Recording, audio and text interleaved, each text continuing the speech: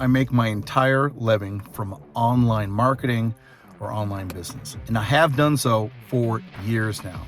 Now, a lot of people will bounce around this space for years before they ever make a dime. They'll spend money on courses and all sorts of tools and just bounce around from place to place, completely confused because they don't understand the principle that I'm going to talk about in this video. Now, I'll tell you what it is right now. It's called finding your niche. If you've seen videos like this talking about niche and you think you're so much smarter than me and that that's not really important and that you understand what it is, go ahead. You don't need to watch this video. But if you want to know how I'm able to make a lot of money online and have done so for years, it might be understanding a better way of picking your niche and what the 3 different types of niches are. So tune into the video. It's about 5 minutes.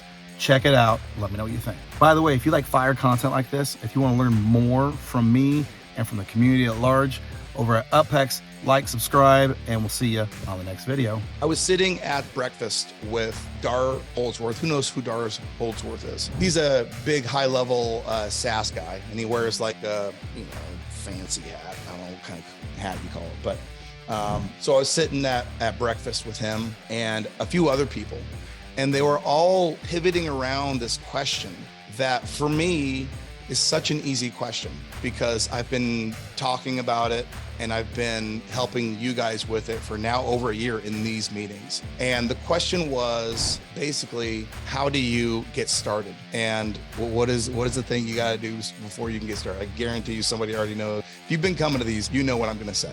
Pick a niche. You don't. Let me explain how most people grow their agencies. There are 3 types of niches. We have an audience niche, we have a feature niche, and then we have a model niche. Okay, let me go through each one of those, what they are. The audience niche is the most easy to execute. It's the one that I generally talk about the most. If you're getting started, this is where you should always start because it's the easiest one to say, hey, I'm going to pick real estate agents that only work with people who are buying homes, first-time home buyers, who need government financing and who speak Spanish. You guys have heard me use that example, right? Bam, bam, bam, bam. Now I got a sub niche. It's really easy to build a business, an agency around that specific avatar.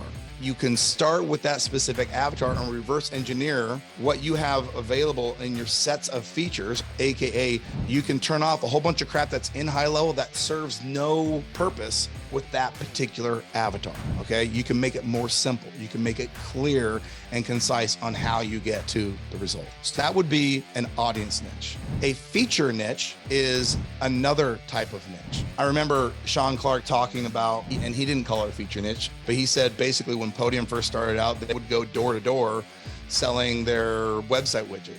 You don't have a website widget. Here's what it does. It'll help you get more leads off your website. That's fine. It didn't exist then. Problem with feature niches, as soon as they come in and they lose their uniqueness, like everybody has a widget on their website now.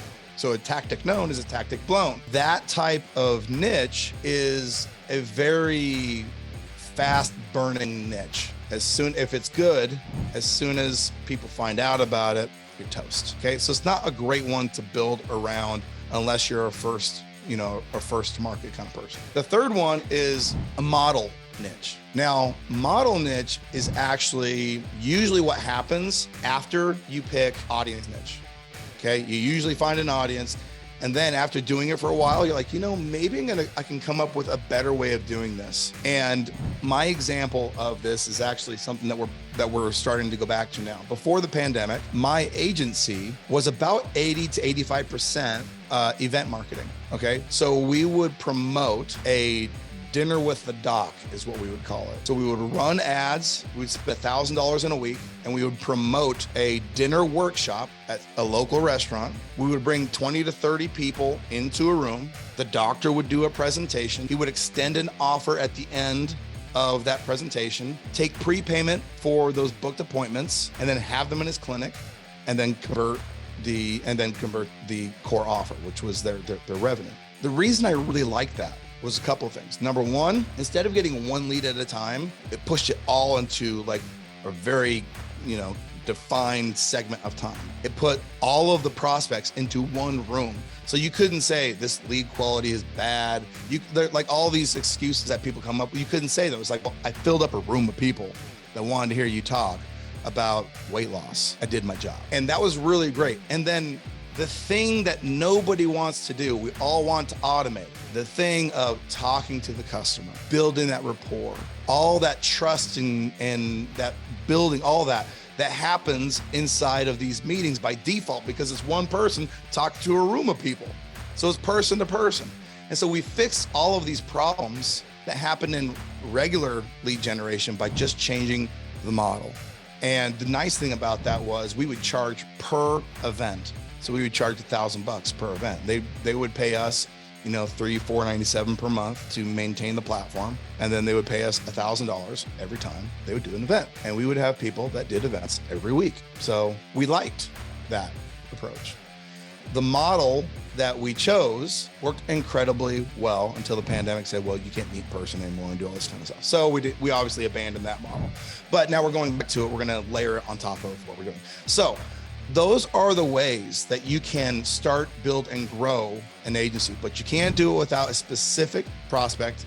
You can't do it without an offer. Those are the fundamentals.